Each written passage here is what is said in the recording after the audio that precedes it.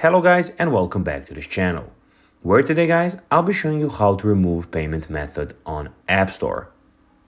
Now guys, the first thing that you actually need to do is of course have an iPhone for the sake of this video, and then you just need to go to the App Store and you need to go and log into your Apple ID.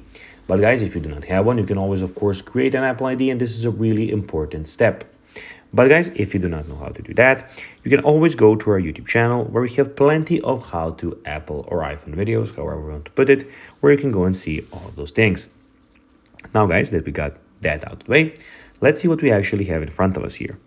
So in front of us here, as you can see, we have the App Store where we have the Today's page where you can see all the applications that are for you, made for you, or they think that they are for you for this day. So today's date is 24 March for me, and we can see some games and apps here. Also, in the second section, we have the games, where you can see that you have some games and some other application that you can get that they also might think that you want. So this is only with games. We have the app section where all of the applications are in one place. So here you can see that we have some of my applications also that I can update or open or whatever I want to do.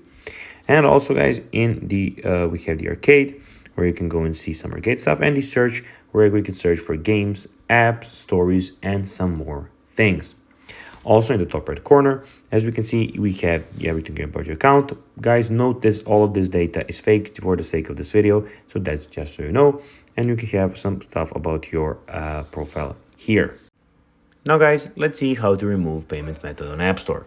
You just need to go to the top right corner, click on your name, and click on your name as I said, and then you will have payment management there. Click there and you can do it there.